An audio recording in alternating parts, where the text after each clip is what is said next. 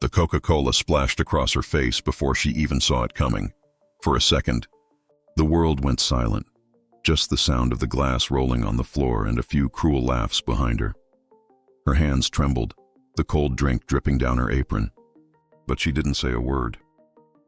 No one knew that the quiet woman they just mocked was married to a man who could make people disappear.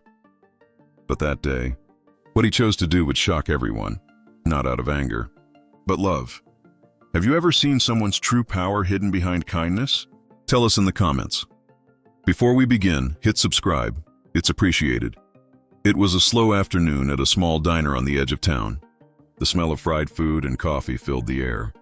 Maria, the waitress, moved from table to table with her warm smile, her tired eyes always soft and kind. She wasn't rich, not even close, but she carried herself with quiet pride. Every tip, every thank you meant something to her. It was how she kept her little family going. Maria had come to this country years ago, chasing a better life. Her husband, Tony, worked nights. Most people thought he was just another factory worker. No one knew what he really did, and Maria never talked about it. She didn't like trouble. She liked peace, her little apartment, and the sound of rain against the window when the city went quiet. That day, the diner was half full. Teenagers sat in the corner booth, laughing too loud, showing off like they owned the world. Maria had seen that kind before. Young, careless, sometimes cruel without even knowing why. She just kept doing her job, patient and gentle. She wiped the counter, refilled coffee, and smiled through the noise. Outside, the sun was fading. The city lights blinked on one by one, and for a moment, everything looked peaceful. Maria took a deep breath and closed her eyes for just a second. She thought about Tony, about how he always told her, "Stay calm, no matter what happens." She didn't know that soon. She would need those words more than ever, because in just a few minutes, one small act of cruelty would change the way everyone in that diner saw her and themselves. If you were in her place, what would you have done? Tell us in the comments. Maria's shoes squeaked softly against the diner floor as she carried a tray of fresh drinks. Her hands were steady, her face calm, though her body ached from standing all day. The group of teenagers in the corner kept glancing at her, whispering, laughing. She tried to ignore it. She'd learned long ago that not every laugh was worth turning toward. She placed the tray down carefully, smiling the way she always did. But one of the boys nudged another and said something under his breath. The others snickered. When Maria turned to walk away, she heard the fizz of a soda opening, and then, without warning, the cold splash hit her back. Coca-Cola ran down her neck, soaking her apron, dripping onto her shoes. The laughter that followed was sharp and ugly. It wasn't the first time she'd faced disrespect, but somehow this one cut deeper. Maybe it was the joy in their voices, or the way they looked through her like she wasn't a person at all. The diner grew quiet for a moment, the kind of silence that makes time feel heavy. She didn't cry. She didn't shout. She just stood there, eyes lowered, her heart breaking quietly inside her chest. She grabbed a towel from behind the counter, her hands shaking slightly. The manager looked up from the register but said nothing, pretending not to see. That hurt even more than the drink itself. No one stepped forward. No one said a word. Maria cleaned up the mess, her movements slow, careful, almost graceful. The boys went back to laughing, proud of what they'd done. When her shift ended, she walked home alone under the streetlights. The city's hum filled the silence she couldn't bear. Every step echoed with the weight of what had happened. She thought about all the times she had smiled through the pain, the times she'd been invisible, judged by her accent, her skin, her silence. That night she sat on the edge of her bed, still smelling the sticky sweetness of cola on her uniform. Tony was already home. He looked up when she came in, saw her eyes, and didn't need to ask. He walked over, gently wiped her cheek, and whispered, "Who did this?" Maria shook her head. "It's nothing," she said softly. But Tony wasn't just a husband. He was a man people feared without ever knowing why. The next morning, the same boys walked into the diner again. Their laughter filled the air like before. But today, something felt different. A group of well-dressed men sat quietly in the corner booth, men who didn't belong in a small-town diner. Their eyes followed the boys with calm interest. Maria didn't notice right away. She was focused on her work, doing her best to pretend nothing had changed. But deep down, something had shifted, not in her husband's world, but in hers. For the first time, she realized how fragile kindness could be, how it takes real strength to stay gentle when the world is cruel. As she cleared a table, one of the men in suits gave her a respectful nod. It was small, but it felt like the world acknowledging her existence again, like someone, somewhere, finally saw her. Have you ever carried pain in silence, hoping one day someone would truly see you? Tell us in the comments. That evening, the diner was quieter than usual.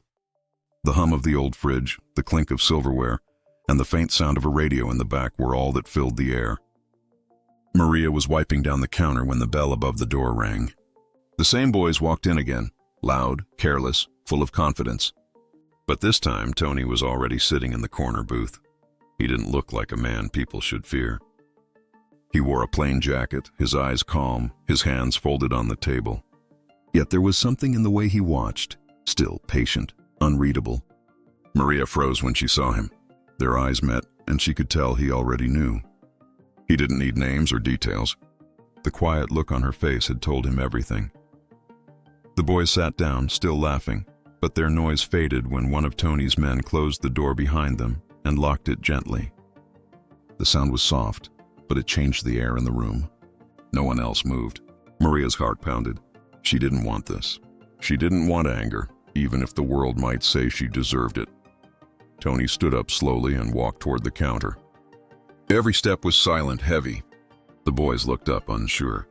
"You think it's funny?" Tony said quietly, his voice almost kind. "To throw a drink on someone working hard? To laugh while she cleans up your mess?" His words weren't loud, but they carried weight, the kind that makes your stomach twist. Maria took a step forward, her voice trembling. "Tony, please," she whispered. But Tony turned to her, his eyes softening. Then he looked back at the boys. "She forgave you already," he said. "So I will too. But don't ever mistake kindness for weakness." The room stayed frozen for a long moment. The boys couldn't speak. Maria's hands shook as she clutched her towel, her heart breaking with relief and fear. She had seen what her husband could do, and she knew that his choice, mercy instead of revenge, was more powerful than any punishment. As Tony turned to leave, the oldest boy stood up, his face pale. "I'm sorry," he said quietly. It was barely a whisper, but it was real. Maria looked at him, and for the first time she saw not a cruel boy, but someone who had learned what shame feels like. Outside, the night air felt lighter, almost peaceful. Tony took her hand as they walked home, neither saying a word. But inside the diner, the silence left behind said everything. What would you have done if this truth was suddenly staring back at you? Tell us in the comments. Days passed, and the diner slowly returned to normal. The same regulars came in, the same coffee was poured, but something unseen had shifted in the air. The laughter of the teenagers wasn't loud anymore. When they walked in now, they held the door open for others. They said thank you. They made sure their voices were kind. No one told them to change. They just did. Maria went back to work, the same gentle smile on her face. But her heart felt different. She had seen cruelty and kindness standing side by side, and she learned how thin the line between them could be. She didn't tell anyone what really happened that night. The story spread on its own. Soft whispers about a waitress and her husband, about respect, about fear turned into understanding. One afternoon, one of the boys came in alone. He sat quietly at the counter, hands folded, eyes down. When Maria poured his coffee, he looked up and said, "I'm really sorry for what we did." She smiled, not because she wanted to forget, but because she wanted him to heal too. "It's okay," she said softly. "Just be better from now on." And he nodded, truly meaning it. Outside, the world went on as always. Cars passed, people hurried, and no one knew that a small act of cruelty had turned into a quiet lesson in humanity. Tony never spoke about that night again, but sometimes, when he looked at Maria, his eyes softened in a way that said, "I'm proud of you, not for surviving, but for choosing grace when anger would have been easier." Maria learned that power doesn't always come from strength. Sometimes, it comes from calm hearts that refuse to lose their kindness. And those boys learned that every person you look down on has a story, a life, a love that you can't see.